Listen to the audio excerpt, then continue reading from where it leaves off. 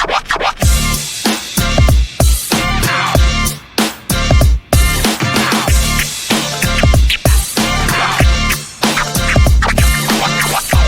to At the Office, Cleveland's home for sports talk that never clocks out.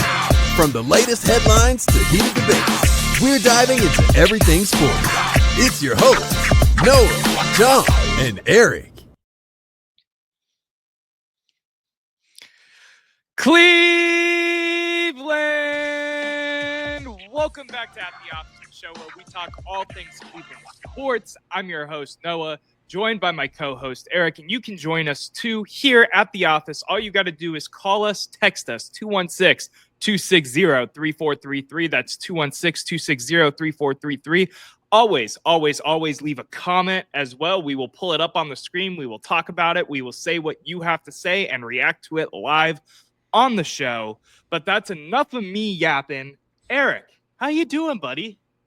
Listen, we should be proud because for the fourth week now, I did hit the unmute button. So we're starting off better than we have for a couple weeks now. But I'm good, man. I was just telling you before we got into it that I played some pickleball tonight. I lost one game out of the 6. Don't worry, everyone out there that knows me, I am still a tennis player. Pickleball is second, but I'm doing well. How are you doing, Noah? I'm not too bad, man. I'm a little upset because you got to play pickleball and I didn't. That has become my new obsession as of late. Me and my girlfriend, Bree, have been rocking the pickleball courts. We've bought paddles now. We've gone to a couple different places. So pickleball has become my thing. And the fact that I didn't get to play with this shitty weather here in Cleveland on this gloomy Wednesday afternoon, morning, and evening. But I'm glad you got a game in. I just didn't have time between all the different stuff I had to do on my retirement plan until Monday. And I'm feeling good. I'm feeling great, though, man. I can't complain. It's a little sad that you and I had a retirement party to go to today, and it's the last time I'll probably ever see you at a work function together. That's it. Yeah. That's it. No return gigs.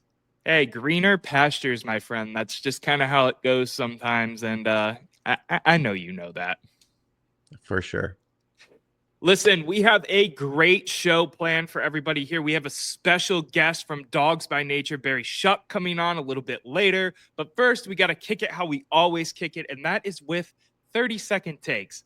And for some reason, I was feeling all nice and smiley and happy and decided that I was going to appease Erik for once and talk about some soccer. So, Erik, go ahead, man. Here is the 30-second take. Break it down for them. Yeah, so Club World Cup is going on right now, and you would think it'd be a big deal. It's kind of a small tournament. It's a World Cup between actual club teams. So Chelsea, for example, is playing, and it's expanded this year to include teams in the MLS. And you would expect to see full stadiums of fans watching these, right? I would expect it. I know that soccer's our fourth sport, maybe even fifth in this country, maybe. But it's growing like crazy. Team USA obviously has a big following. All right, Tim, we'll get to you in a minute. But these stadiums, it's an embarrassment. It's empty.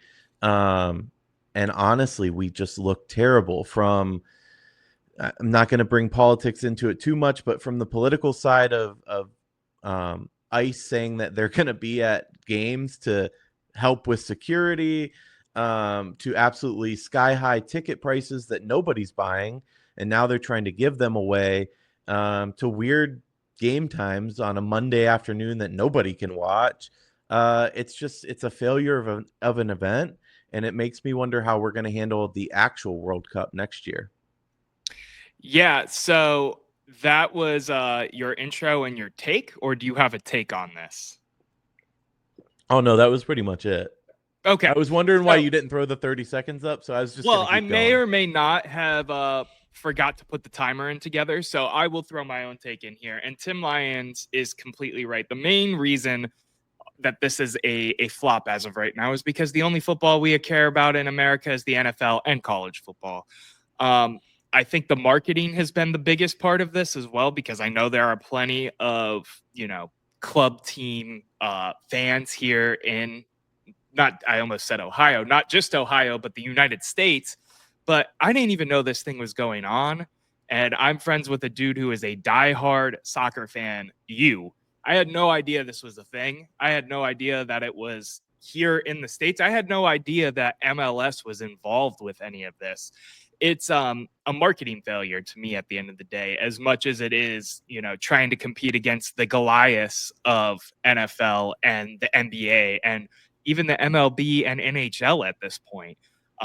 Soccer has always taken a back seat in American culture, and this is just another example of it mixed with what I think is horrible spend of whatever ad dollars they had for this thing. It's also general apathy. I mean, like I said with the scheduling, you know me, I'm a huge Chelsea fan. I go watch them in London. Like that's pretty big fandom. I got Osgood back here behind me. The fact that I'm aware, I know the scores, but Chelsea's playing in this thing and I'm not watching. That's the fact that you don't have me is indicative of a bigger problem. Yeah, 100%. You would think that they would be using this to parlay into the success of the cup next year coming to the States. It is Exactly. 26, right? Yeah. And the fact that I'm decently excited just as a sports fan in general that it's coming here to the States. But the fact that I had no idea that that could be cool because there's, clubs that are name brand. I know not all of them playing are name brand names, but there are clubs that are name brand that are playing in this cup. And I had no clue. And when you suggested it as a topic, I honestly thought it was interesting because, we are friends with Cleveland Pro Soccer here. Gina Prod and Kelly's been on the show. Check out that interview before. But it feels like a very big missed opportunity and what seems like an exciting time for soccer in the States. It just baffled me, honestly, when I started digging in and reading the articles again, when you suggested this as a topic for you and I this week. And it makes me wonder what is next year going to look like. Listen, I am a massive soccer fan, but I tune into the Super Bowl. Probably, I call it the biggest event of the year. But let's face it, the World Cup is bigger just because it's worldwide. Billions of people tune into the World Cup. Are they going to have a problem filling stadiums for that? Is it going to be an issue where people can't afford to go because it's here in the States? I don't know the answers to those questions, but it's clear to me that FIFA right now is failing and they need to figure it out quick. They do need to figure it out quick, and hopefully it isn't a sign of bad things to come, because I know myself, like you, want to see pro soccer succeed here in Cleveland. Gina's a great person. That was a great interview. On top of the fact that all of the ideas that she brought up, not only in our interview, but some of the other stuff I've watched her on since then and before then, for soccer in this city, I want to see it succeed. I think it should succeed here because it deserves to succeed here. You know what I mean? And I'm tying this back into the Cleveland roots of our show, of course, as I always do. And to be fair, I think Cleveland Pro Soccer specifically will succeed here. We talked about it on that show. We have the fan base in Cleveland where they'll show up. If we have a WNBA team, they're going to show up. But for a bigger national picture, it's not looking good for soccer in the States right now. It is not indeed. Erik, you got anything else you want to touch on this subject? Are you ready to move forward? No, we can move on. I'll just say once again that London is always blue. Blue is the color. Go Chelsea. Fair enough. Fair enough. Well, now that we had that nice heated start up to our show, I got to shout out the sponsor of At the Office, and that is D&D Meadery. Derek and Dominic, two twin brothers from right up the way, Northeast Ohio. They're from Madison. They brew their beautiful mead here not here in Cleveland, but here in Menor, still 20 minutes up Close the way. enough. They make, for those who don't know, honey wine, which is mead. It is fantastic tasting alcoholic beverage. John, our co-host, who is enjoying vacation right now, uses it to cook with. He uses it as a sipper on the weekdays. There's multiple different flavors of this stuff. They've got blueberry, they've got maple syrup, they've got the classic honey wine. They've got a lot of different things cooking right now with D&D Meadery. And if you want to buy yourself a bottle of D&D mead, use code @the-office-CLE for 5% off. Buy 2 bottles, get a free shot glass with your order. Erik, me, John, Matt, We all love this stuff. It is fantastic tasting wine if that is your thing. And if it's not your thing, you should still give it a try anyway, because it's a different type of palate that you've never had before. D&D Meadery, 21 years, age or older. Please drink responsibly. Erik, we've gone through the soccer. We are getting to the Browns. Of course we are, because it is Browns town. But we got one more topic before we bring on our special guest, Barry Shuck. And that is a topic we like to call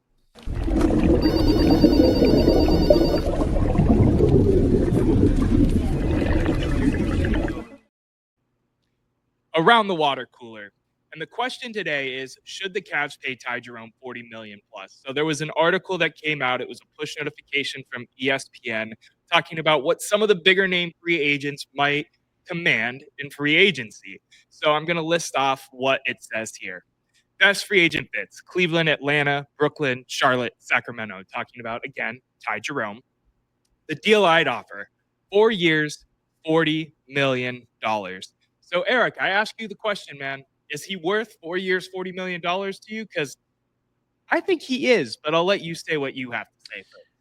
So let's be clear: 4 years, 40 million, not 40 million per year. Right, 4 years, 40 million. So it would be 10 per year. Yeah, I would buy in on that. I wouldn't give him a max or anything like people were talking about when he was on fire. 10 mil a year, okay. I could get behind that, I suppose. There are lingering questions about the Cavs, though. We've talked about a lot of it: our size, the softness, etc. Does it make sense to continue paying a guy that just disappeared in the playoffs? Aaron Judge is a great baseball player, but would I want to pay him $500 million to be on the Guardians when he just sits down in October? Maybe he might be the outlier, but you get my point. And I got to tell you, what we saw from Ty Jerome in the series against Indiana, it was abysmal.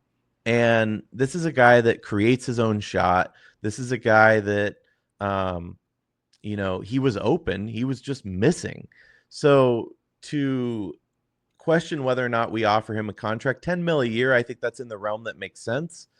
Some of the other suitors you didn't mention, I don't think: San Antonio, Orlando, Brooklyn, maybe even Denver. Those are some interesting landing spots for him. What I would hate to see is for us to let him go and him go make another team better to make a push for the finals. But I'm still a little salty. It's still a little early for me because he didn't do shit for us this year in the playoffs. And is that going to continue? If so, that money might be better spent elsewhere. Yeah, I think that this money is 110% worth it. I would even spend a little bit more on him depending on what the cap looks like.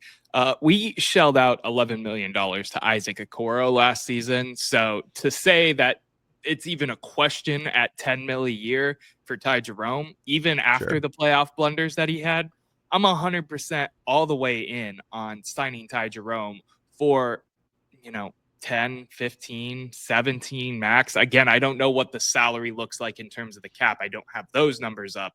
But depending on what makes sense, 100% would bring him back for this. He was thought of very highly before a couple of rough playoff games. And you've got to remember, I'm going to continue to drive home the point of how young this team is in terms of their playoff experience and their genuine age. These guys are only going to get better in my mind. Do I think changes need to be done? I've already said that on the show. I don't know what those changes are. I don't think any of us Cavs fans have the magical answers, but I think it is 100% there, and he should 100% be back on the team, especially if that's all he's commanding on the open market after that playoff run, which to me is still absurd. I think some team's going to end up overpaying for him just because he's a young shot creating point guard. You know what I mean, E? Yeah, that's where I think we're going to get priced out of this market. But again, I have to hard disagree with you. We keep saying this is a young team. This is an inexperienced team. We're in a playoff championship window right now. It's kind of championship or bust because Donovan's not getting any younger. So the fact that we keep saying, well, the core is young, I don't care if they're young. What we saw was pitiful. We saw a team that didn't have fight, and I think changes need to be made, because to say it's young, they could be in a championship window in 3 years. That does us no service. I think it's win now mode for the Cavs, and they need to make their decisions based on that. I don't want to rehash an old argument that we've already had on the page. I just want to say, I'm sorry, the thunder just went off. I hope everyone out there is being safe, because the weather in Cleveland is absolutely crazy. So if you do lose us, that would be why. I just want to shout that out real quick. Getting back on topic, though, Ty Jerome, this team's age, I'm not saying that we're pushing the window back a year or two. I'm just saying that they're only getting better and better with experience. So who knows, next year could be the year that it clicks for, say, the core four, Ty Jerome, whoever it is. I don't know. I'm just tired of hearing these excuses. It's too early bounces 2 years in a row from a team that they looked like world beaters earlier in the season. And don't get me wrong, the Pacers are a very good team. They've shown that, right? But the fact that when we played our game, we looked unbeatable, even in that series. But then we would just roll over and die. It's a little sad. I don't know what the fix is, but I do think that the fix needs to happen quick. I agree. I think everybody is just very down and disappointed, whether it be the Browns with the high expectations last year going 3-14, then the Cavs with the super high expectations this current season, and then losing and getting bounced in the second round. And now the Guardians are blundering around 500 and look like they don't remember how to even play baseball. It's a weirdly depressing time, even though all the teams are still relevant in their own ways. I just think it's kind of the vibe and the mood around Cleveland right now. Erik, I'm going to take us to break. You got anything else you want to say on Ty Jerome? No, let's get to break and get Barry in here. I'm excited to talk to him. I am as well. You are listening to At the Office, a Cleveland sports show. We will be back after these commercial messages.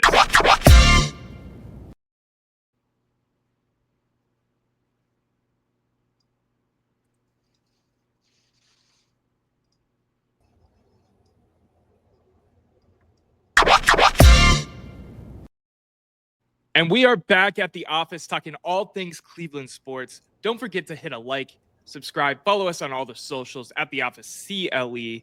Make sure you check out the merch store at theofficecle.com. Get yourself a mug, get yourself a t-shirt. We got some stickers. We've got plenty of different, not Eric's bougie Yeti cup that he got custom made over there. We don't have that on the website, unfortunately. Well, maybe we should put it on there. Maybe we should. But there's a lot of talk, a lot of time that could be spent on shouting out a bunch of different things. We really appreciate everybody tuning in, but what we truly appreciate is our guest for the next two segments, Barry Shuck of Dogs by Nature. Welcome in, Barry. Thanks. I need to tell you, I might have to go real quick because I've got to call in to Mark Walter, who's trying to buy the Los Angeles Lakers for $10 million. And I want to offer him $1,000 so I can be a 1/10 millionth minority owner. So I might have to go real quick. No worries. Barry, give our viewers a background on who you are, what you do, where they can find you before we get into some of our topics and what we have to talk about today. Yeah, our site is Dogs by Nature. That's DAWGS, of course. It's a brown site on SB Nation. SB Nation is the third largest sports internet site behind ESPN and Bleacher Report. So if you're a Cavaliers fan, you go to SB Nation, go to the NBA page. There's a site for you. If you're a Guardians fan, you go to the Major League Baseball section of SB Nation. There's a site there. We're the Cleveland Brown site. I'm a staff writer. We've got, I think, 6 or 7 writers, all good writers, all got plenty to say. So when something comes up, like Shadur Sanders got a speeding ticket today going 100 miles an hour, tomorrow we'll have something. It's almost like a daily newspaper where there's a story today, and then by tomorrow the story's gone. Yeah, that's totally fair. I've been reading Dogs by Nature since I was a little kid, or pretty young. I don't know exactly when Dogs by Nature formed, but for a while now. So it's really cool to have you on the show, and we really appreciate it as well. You're also known as a bit of a Browns historian. Can you give us a little background, maybe a quick fun fact on the Cleveland Browns? Not to put you on the spot. I am actually a pro football historian. I'm a member of the Professional Football Researchers Association.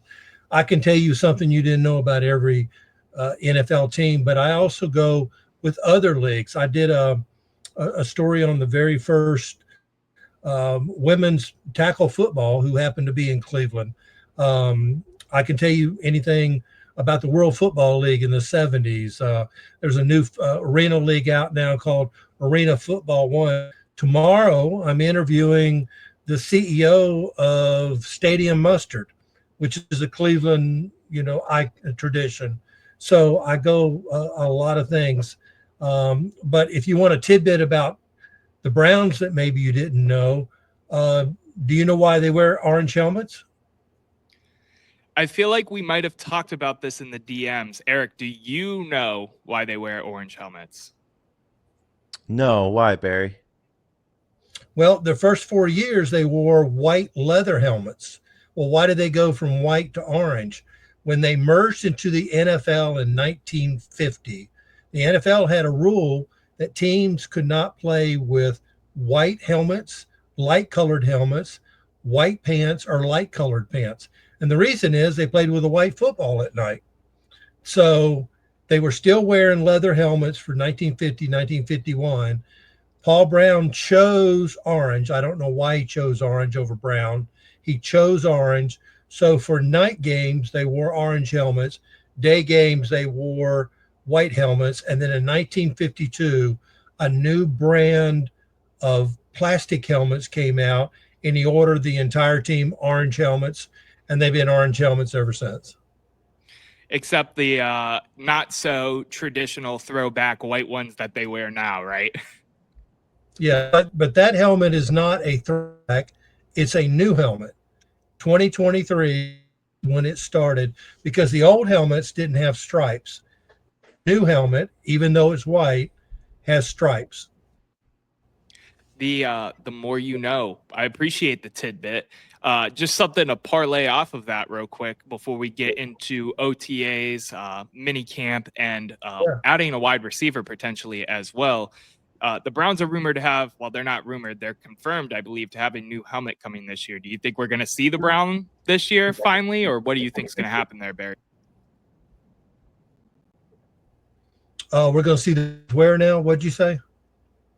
There's a rumor for a new Browns helmet to come out. Oh, yeah, they've already put in for it. I know what color it is. It's got to be brown. I mean, what else would it be?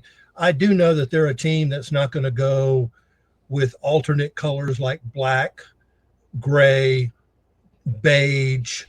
I don't think they'll ever do anything like that, but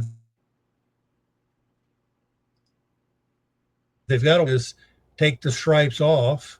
They've done throwback helmets like the 1957 Jim Brown helmet is an orange helmet, single white stripe, numbers on the side in brown. That was Jim Brown's rookie year, 1957. But that's a throwback helmet, so that I don't think that includes it. I would assume it would be a brown helmet with probably two orange stripes and a center white. They could flip that and have one center orange stripe with two white. And they could even go with some sort of weird shiny orange helmet or something. Like a Notre Dame type style of helmet where it's got all these weird colors in it, but I would just expect it to be brown. What's your thoughts? I'm definitely leaning towards the brown as well. That's always been my prediction of this whole thing. Erik, what about you? Yeah, I was thinking brown with orange numbers on it. I kind of want to see them do something crazy, like put Brownie the Elf on it. I know they won't do that, but I would just like to see something different for a change. But yeah, I was thinking brown with orange numbers. I'm going to correct you a minute. 1952, Paul Brown asked his trainer, Leo Murphy, to put money on a helmet to see what it would look like. Leo Murphy spent 2 weeks on it, a brownie on both sides. At the time, only the Rams and the Colts had decals or logos on their. The Rams had the painted horns. The Colts had a blue helmet with a single white stripe and 2 horseshoes on the stripe in the back. And Paul Brown wanted to see what it looked like. When Leo Murphy got finished, he brought it to Paul Brown, put it on his office desk, get rid of it, and that was the end of it. When Leo Murphy died 5 years ago, his children found the helmet in his basement. No kidding. Yeah. That's crazy. I didn't know they found the helmet. I feel like I've heard that story before, but the fact that is crazy indeed. That is crazy indeed. Of course, that's hand painted now. Yeah, right, imagine that eBay listing. Yeah, absolutely. Yeah, someone's college fund, right? Right. Yeah. And the Browns did put a logo on their helmet 1 year, in the numerals in the 50s. 1965, Art Modell had the team. He commissioned an artist to come up with a logo, and it was a C that kind of made a B. It's called the CB helmet. They made magnets out of it. They made plaques. They made like a little kid's jersey and helmet and all that. It had the CB helmet. Electric football. If you get electric football from 1965 or 66, it shows all the helmets of all the teams, and the Browns helmet has on the side of it, brown with white outline, but it never made the practice field. It never made a preseason game. It never made the field in a regular season game.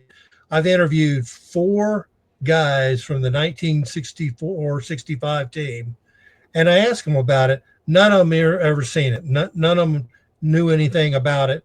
So I don't know what happened with it. I don't know why Modell didn't push it, but that was planned. It just never made the field. It's crazy how many times we've almost had small shifts in our uniform and moved towards a direction that would look completely different than the identity that the team has today. And speaking of the team that we have today, they just wrapped up mandatory minicamp. They had OTAs. Of course, there was the Shador news that broke about him getting a speeding ticket, a non-story in my opinion. But I want to ask you, Barry, you wrote an article about the Browns adding a wide receiver, a specific name in general, and I kind of want to open the floor with this and get your thoughts about, do you think they are going to add a receiver? And then Erik, of course, you can jump in after Barry as well. Do you think the Browns are going to add another receiver? Stay pat. Is the receiver that Barry suggests in his article, which you should check out on Dogs by Nature if you haven't, a fit for the Cleveland Browns? Go ahead, Barry. Well, hold on real quick before we jump in. I think we should talk about where our receiver core is right now. That's a good point. We got Jerry Jeudy, who had the best season of his career in his first year with the Browns. Right. Cedric Tillman before he went out with a concussion. But behind them, it's a little iffy, right? Jamari Thrash, David Bell, Michael Woods. And we didn't obviously take much in the draft by way of receiver, so that's kind of where we stand. For sure. Barry, what do you think? Give a little rundown on what your thoughts are, and we can run it from there. Yeah, well, every year, Andrew Berry, the GM of the Browns, he has drafted a defensive back and a wide receiver. This was the first time that he didn't draft a receiver at all. Another thing, 3 years in a row, he has traded for receivers because he has picked people like Anthony Schwartz that didn't pan out. David Bell and Michael Woods, like you mentioned. Like, are they going to be practice squad? Are they going to be cut? What's happening, with them? He has done very poorly with drafting receivers that he's chosen in the draft. Cedric Tillman, what's going to happen with him? I expect him to be the second receiver this year opposite Judy. He signed Deontay Johnson, which Johnson, I think, is a knucklehead. When he first came into the league and he's with the Steelers, he did really, really well. But lately, he's just been a problem. I mean, how many teams has he gone through?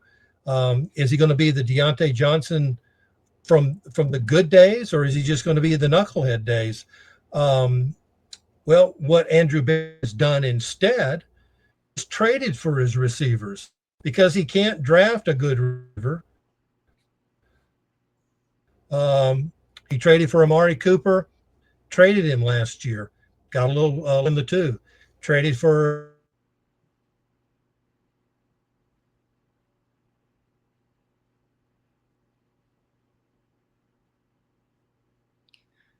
I think we may have lost Barry a little bit. Or do you hear him, E? He's frozen on my end. Gotcha. Well, while we try to reconnect with Barry, Erik, what do you think the Browns are going to do? Do you think that they are going to add a wide another? Barry, you are cutting out on us. Oh, sorry about that. So Andrew Barry, because he can't draft receiver, he has been trying for Amari Cooper, Moore, Jerry Jeudy. 2 out of the 3 are good. One of them was a complete waste of time, a complete waste of a second-round pick. So it's been his take because he can't draft a receiver. Now, in all fairness, he hasn't had a first or a second-round draft pick to choose guys for a long time. But even this year, in the second round, when he took the linebacker from UCLA, I thought he was going to take the receiver from Missouri that was, all SEC, and he didn't. He took the linebacker instead. So he can't draft receivers, so he trades for them instead. Well, I just was kind of looking at rosters and came across the Washington Commanders, and one of their leading receivers, Terry McLaurin, is not happy that the team has stalled his contract extension. Now, understand this, he's on the last year of his contract. Well, let's rewind that a little bit. 4 years ago, he asked for an extension, held out, got paid, and the last year of his extension is this. So this is what he does. He plays for 3 years. You don't hear from him except for, Pro Bowl announcements. Then he wants more money. He had a 3-year extension for $71 million. Now he's in his last year. The last 3 years, he's gained almost 1,200 yards, just over 1,000 yards, and just over 1,000 yards in those 3. It used to be when a team had a 12-game schedule, back when Jim Brown played, when you rushed for 1,000 yards or you had a 1,000-yard receiver, that was an accomplishment. But now, that's still kind of our plateau. We still talk about 1,000-yard rushers, 1,000 yards receiving. Play 17 games. We're fixing to play 18. I don't know why that hasn't been bumped to, say, 1,400 yard seasons. Your thoughts? So yeah, Terry McLaurin, of course, excites me as a Ohio State wide receiver coming to Cleveland. Erik, what about you, man? Yeah, I mean, I have a list of targets that I think are conceivable. If we were looking at Washington's roster, Noah Brown probably is an easier guy to get. He's not going to be your number 2 guy, obviously, but he could give us some depth. I would love to get Tyreek Hill. I don't think that's possible. Quentin Johnson of the Chargers. Did he say Tyreek Hill? Yeah, I would love it. I said it's not likely, though. Christian Watson of Green Bay. He hasn't really lived up to his expectations there. Cortland Sutton, I believe, is heading into the last year of his contract, and those negotiations have kind of stalled with him. And then Alec Pierce of the Colts. with them drafting Tyler Warren, it kind of opens some things up. He's like third on the depth chart. You have Pittman and Mitchell. So those are kind of the targets that I would think of. Cortland Sutton would be my go-to pick. Yeah. Well, McLaren scored 13 touchdowns last year. And let me present this to you. Washington drafted Jalen Lane of Virginia Tech in round 4 this year. Last year, they drafted receiver Luke McCaffrey in the 3rd round. Plus, they traded for Deebo Samuel this year, and then they got Michael Gallup to come out of retirement. So there's a full house right there. I think McLaren's going to be the odd man out, especially since he's not happy. Hey, who do you think?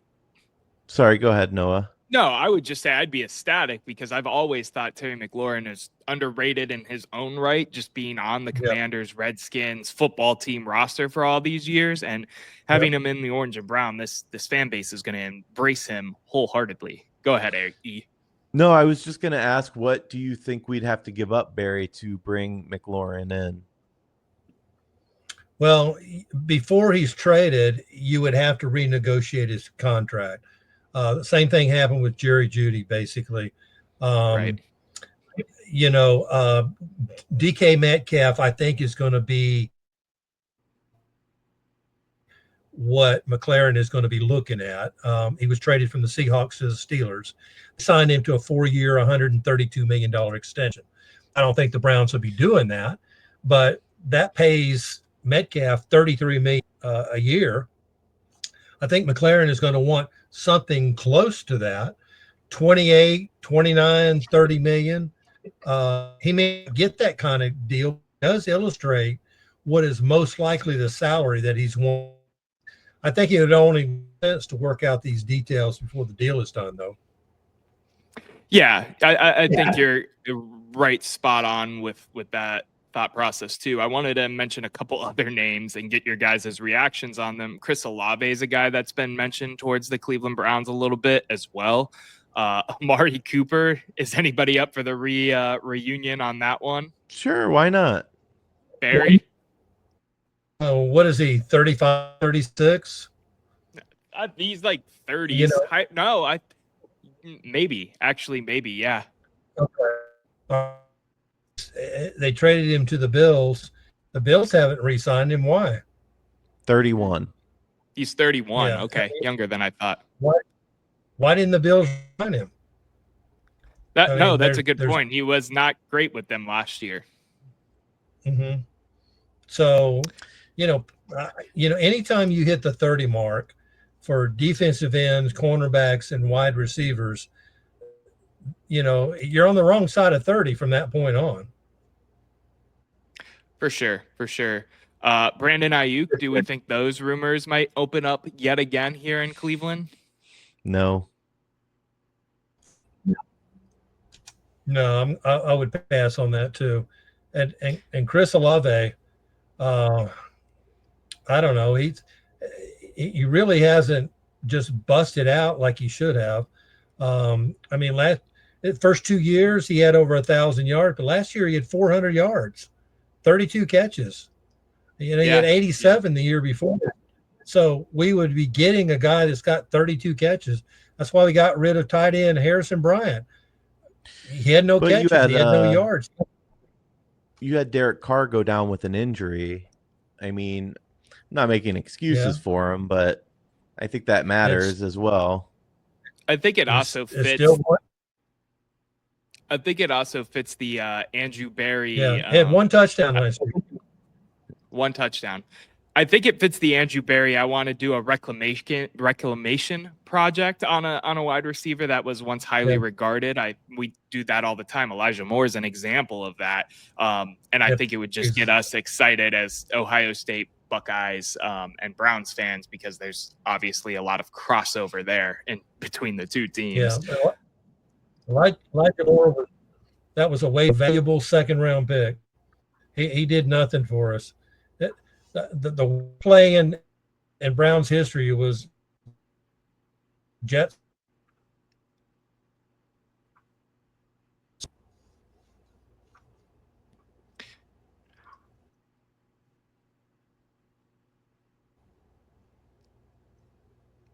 You there, Barry? You were cutting out again.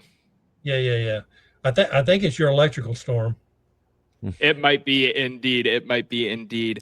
All right. So we have a couple different options that we have laid out here on the table. We've talked a little bit about Terry. I think we all love the idea of bringing in Terry.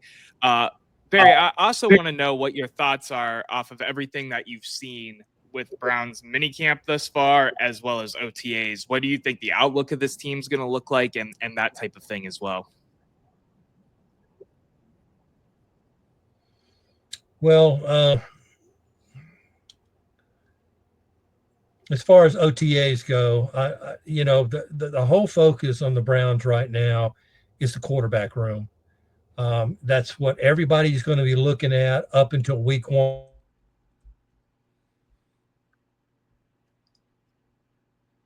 To the room, to the team. Nobody will care anything. I mean, even though Myles Garrett signed this huge contract, he wanted to be traded. He's still intact. That's what everybody's going to look at. You got Joe Flacco coming in. Now, I think they signed him to be the starter. They traded for Kenny Pickett. They spent a draft pick on him, so they want him. I think he was brought in to be the backup. Then Kevin Stefanski, the head coach, had his choice of any most developmental quarterbacks. He chose Dylan Gabriel. I mean, there still was Will Howard and the Texas quarterback and Shedeur. All of these were on the board when he picked Dylan Gabriel. Shedeur Sanders dropped into the 5th round. Of course, nobody saw that. I think they picked him because I think he's got trade value, to be honest with you. He's also got the unknown that maybe he could be the starting quarterback. Maybe he could be this wild card that could be really, really great. Then again, he could be Johnny Football. He's definitely bringing the circus to the Browns situation. But what everybody is going to focus on, no matter what happens, any kind of training camp, any OTAs, training camp is coming up soon, is going to be the quarterback room, specifically Shedeur Sanders. I think they're going to have a problem come cut down day. Traditionally, the Browns have only kept 3 quarterbacks, and they've got 4. I think any of these that they cut and put on the waiver wire, somebody's going to claim. They certainly can't cut the 2 rookies. They would be claimed in 5 seconds by whoever's got the 1st, 2nd, or 3rd waiver wire claim. But they're going to have to do something. The only other thing I can think of is they would keep all 4, and then the day after cut is one of them has a unknown injury and gets put on IR that you can put on for like 4 weeks. And that way you can keep it, then claim them again, put them on a practice squad, and then use one of the 4 protective spots that they have on practice squad. And there's your 4 quarterbacks. Yeah, I'm really curious to see what happens with the quarterback situation as well, if they're going to end up keeping all 4, because it feels like they're high on all 4. Aside from that, Erik, what do you think, wrapping up with minicamp and stuff? Obviously, we talked about this last week. Do you have any other ideas? No, I mean, I think Barry's spot on. It's exactly that. It's going to be who's starting at quarterback. What are we doing with the excess quarterbacks? I know, Barry, you said you're not high on Deontay Johnson. I think this is his turnaround year and his prove-it year, especially being signed for a vet minimum. I think he's going to end up being the number 2 guy for us, I hope. Hopefully everyone's wrong. We'll see. Obviously, 4 teams last year doesn't really bode well. But he was leading, if I'm not mistaken, Carolina's in receptions and yards for the first half of the year until obviously something blew up with him. But yeah, it's going to be interesting. I think people are so down on this team, and I really do think that it's going to surprise some people. It's a tough schedule, yes, and it's a tough division, obviously. But people that are CBS Sports, for example, already projecting us to have the number 1 pick next year, I don't think that's going to be the case. I don't think it'll be the case either. I'm going to pick. I don't know if. Go ahead, Barry. I'm going to pick 6 wins. 6 wins. I'm right in that ballpark as well. Yeah, I don't think that they're going to be the worst team in the NFL, but I still think that the chances are that they're going to be a top 10, top 15 pick team all day, and hopefully they can parlay that with whatever happens with the Jacksonville pick, of course, as well. Right. Which the advantage of that is Jacksonville's in the same boat. They're probably going to be pitiful as well. So, we could have 2 picks in the top 5, 2 picks in the top 10. And then maybe that's your quarterback as well. You never know. Barry, it's been an absolute pleasure having you on the show. Let them know where they can find you yet again. Dogsbynature.com, DAWGS.com. I'm a staff writer. Before I go, I'd like to give you a football idiom. Go for it. Okay. I've been compiling these probably 20 years. I've got 159 of them. And what an idiom is a word that means something other than what you think it means. It's like when you say giving somebody the cold shoulder. What that was is if you had a visitor in Roman times, if you didn't want him to stay, you want him to leave the next day, you would not serve him hot meat and the good portion of the cow. You would serve him the shoulder portion, which is the worst portion, and you'd serve it cold. And that's where you get cold shoulder. I'm going to tell you where the word coach came from. It actually comes from the 1800s. Back then, in the 1400s, there were wagons and there were carriages that transported people, but a coach was a fancy horse-drawn vehicle. These were designed and made in Hungary. They were the first to have steel suspensions for a smoother ride. Well, it became a popular term at Oxford University in 1830 to use the word coach as a slang description of a tutor, like a math coach. You would hire your child a math coach. And so in 1860, this became the sports term for a person who would instruct and then carry his team like a coach. The more you know, the more you know. I didn't actually know that one. Barry, you are an absolute wealth of knowledge, and we really appreciate you coming on the show yet again. Make sure you go check out all of his articles and all of his co-writers' articles over at dogsbynature.com. Barry, it's been a pleasure again, and look forward to speaking with you more in the Twitter DMs for the time being. Yeah, totally enjoyed my time. I've got a real good story on Dogs by Nature about Cadex cleats. They've got studs that rotate, that get rid of non-contact injury. I interviewed the CEO of the company, but we talk about the cleats. We talk about the origins of cleats, where they came from. Of course, in England, they call them boots. And then, but that's on Dogs by Nature. I thoroughly enjoyed my time with you. We enjoyed our time with you as well. Everybody, make sure you go check out Barry. And Barry, until next time you're here with us at the office, we'll see you soon, man. All right. Have a good week. Perfect. Erik, that was fun. I'm glad we are back together for our last topic here today on the show, which is, of course, what Tim Lyons has been waiting for us to talk about this entire time. And that is the situation with the cheap ass Cincinnati Bengals. Shemar Stewart, the situation with him and the front office, the different contract negotiation styles, if you will, that the Bengals have gone through. The long and short of it, Shemar Stewart, rookie draft pick this year, defensive edge player from Texas A&M, has some weird verbiage in his contract that most rookies would probably scratch their head on. Erik, I open the floor for your thoughts on this whole situation. Yeah, I mean, first of all, The Bengals organization, sorry, I was just reading the comments from Tim.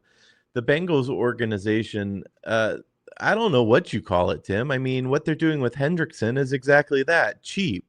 Yes, they did re-sign the receivers this year. But this is a sorry excuse for an organization that was in the Super Bowl just a couple years ago. That should be the goal. They have one of the best quarterbacks in the NFL, and yet right now there's talk about, Shemar being traded. Well, I don't know that that's going to happen because they'd have to sign the damn kid before they could even trade him. Listen, I get that everybody is trying to look out for themselves. The Bengals are trying to look out for themselves. He's trying to look out for himself and his future. But he's dead on right when he says, I'm not asking for anything that you haven't given before. Hendrickson is absolutely right in saying, I just want to be paid for my quality of production that I have. They have a lot of decisions to be made, and there's a lot of rumors swirling out there. But I kind of side with the kid here. I think it's to put in language to void your future guaranteed money. It's not cool, honestly. So Tim says Stewart's contract is already guaranteed in his rookie contract. It's a clause that could mess up his future guarantees, which either way, how the verbiage works, he doesn't want to sign it because he doesn't want to mess up his future guarantees with the team, which again makes me want to side with the kid. If who would? Stewart continues to do this, and the Bengals continue to stay firm, there's a situation where he just pauses and re-enters himself into the 2026 draft, which is now legal, not illegal, but legal in the collective bargaining agreement that has been passed between the owners and the NFLPA. Interesting. So that is like the long shot, not gonna happen, way far out there situation. Tim Lyons also says Trey wants $40 million a year. He's not TJ Watt. He's not Myles Garrett. You're right. He's the NFL sack leader last year. So I think him asking, and even if he doesn't get as high as 40, him asking for more money and the money he deserves is 110% worth it. Tim, I know you're in the comments. I know you're a Bengals fan. We appreciate you being a member and watching the show all the time. But sometimes it comes to a point where defending your team, to me, is doing more harm than good. It's just a bad look. If this was with the Browns, I would be upset. I would be on my show criticizing the Browns right now. Yeah, and Miles is spelled with a Y, damn it. All joking aside, I didn't know that he could just pull out and then re-enter the draft next year. That's interesting. But I would have to pose the question at that point, if you're a team, and I'm not saying that he's not in the right here. I'm not saying that he shouldn't be concerned about his future. But if you're a team next year, I have to imagine his draft stock falls. Like, yeah, there's going to be a team that will take a chance on this kid, but you see that he just literally re-entered the draft and decided not to go with the team that drafted him. And what kind of compensation does Cincinnati get if he decides to do that?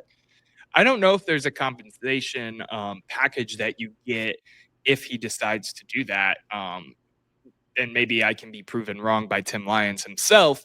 But regardless of how he goes back in the draft, maybe he's not a round one pick anymore, but you're taking that gamble so you have a better future in the future, where you don't have to worry about dealing with a front office that has all these weird clauses and does things differently than all 32 of the other NFL organizations. 31, but yes, you're right. I would say that, like I said, I think I side with this kid, but if that's the case, you need to go out and just play the hell out of your rookie contract, and then you won't have to worry about that. I do feel like he's potentially sacrificing the future a little bit here. But he said, what we have to do to get our bodies right for football, especially moving from college to professional, is no small task. So I don't know. I'm split here on what he should do. Like I side with the kid. I don't disagree with him. I kind of like that he's playing hardball, and I feel like the Bengals will come around.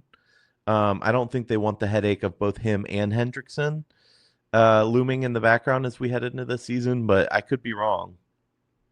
Yeah, I think this quote sums up the entire fiasco, in my opinion.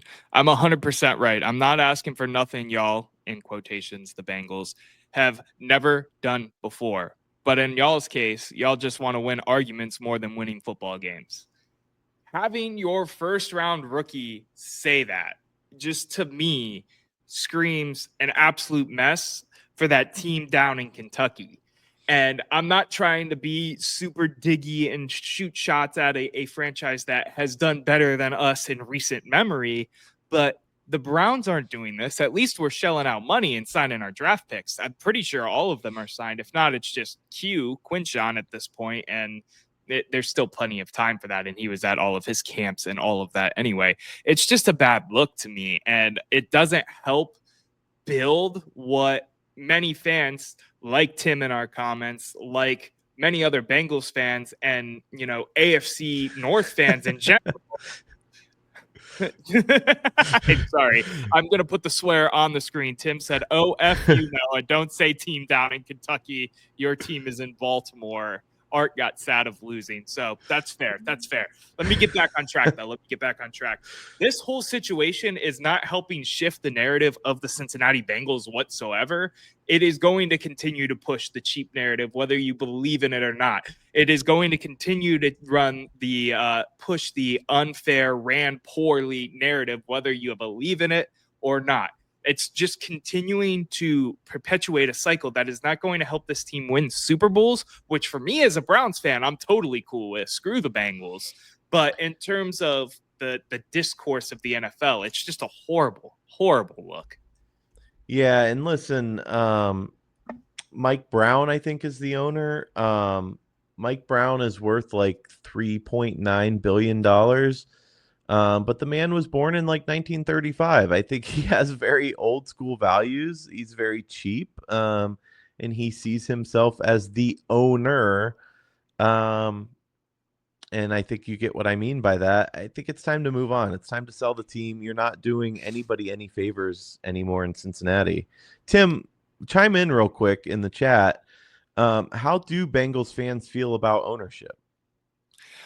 Tim Lyons also says, while we wait for that comment, Stewart has nothing to do with money, has to do with character, which is BS on the front office, which I 110% agree. Don't draft the guy in the first round if you're worried about his character that much that you have to put all of the different clauses in there just to make sure you feel good about it. Brown doesn't run the team. The Blackburns and Tobin do. And he said, "We are pissed the hell off," which is totally valid. I would be too, as a Cincinnati Bengals fan, because it's an absolute shit show with everything that's going on there in the last, whether it be contract negotiations where some of them have actually panned out, and now this type of thing as well. It's interesting. Glad we're not the Bengals. I am glad we are not the Bengals as well. Erik, you got anything else you want to add into this conversation? You want to move it over to final thoughts and hot takes? No, let's do final thoughts and hot takes. I think you're going to need to go first because I did not think of one today. That is totally fine. I'm me. Just pulling mine up real quick. And that is actually, it has to do with the Shedeur Sanders situation that happened today. Shedeur Sanders was pulled over going 100 plus miles an hour over in Strongsville. And I say this is the prophecy being fulfilled because LeBron James admits to driving 101 miles per hour, provides no guarantee it won't happen again. This happened January 8th or January 14th, 2008. Yes, a little bit later on in LeBron's career, but the matching up, the symmetry in careers to me is just, it just means he's our franchise quarterback. And of course I'm talking in complete jest right now. No, I love that. I remember when LeBron got pulled over, I was probably in middle school. My final thought and hot take is that John's ghost is haunting us. He's not here because he's on vacation. He's not dead. Don't worry. But we had Barry with a bad connection. My camera just decided to take the day off after we were in the middle of the show. There's some weird stuff going on. We'll blame the storms, but John, if you're listening, I blame you, buddy. We both know John is not listening right now. He is sipping a beer on the beach, not caring about this horrible Cleveland weather that we got going on. He also probably can't find the show. If I had to put money on it, I'm not sure he could find it to watch it live unless he clicked our social link. I feel bad because I feel like we're talking mess on a guy that is not currently here. Nothing I wouldn't say to his face. That's fair too. That is fair too. But I digress. Erik, you got anything else you want to say to the people before we wrap this thing up and take it on home? No, as always, it was a good time. And I always enjoy talking sports with my buddies, or buddy in this case. And looking forward to getting back to the three of us next week. And yes, I do have one more thing to add. And just tease a little German live show coming up soon. We have a date. That's exciting. We do have a date, and you know what? It's confirmed, so I'm just going to say it. We don't even got to tease it. August 2nd, 1 p.m., following the MLB trade deadline and the start of Browns camp, we will be at Hofbrauhaus Cleveland here in downtown Cleveland. So bring your friends, bring your family. Probst, is that how you say it? I'll learn all of the language I need to be on that stage. There you go. Very good. And enjoy all of the beers and talk plenty of sports with John and Erik. This has been another episode of At the Office, a Cleveland sports show. Don't forget to hit the like, hit the subscribe button. Follow us on all the socials, Instagram, TikTok, X, Facebook, you name it, we're on it. Of course, YouTube, please hit the subscribe button. That is our main way to grow the brand we have here at the office. Until next time, Cleveland, stay up, stay blessed, and we'll talk to you later. Peace.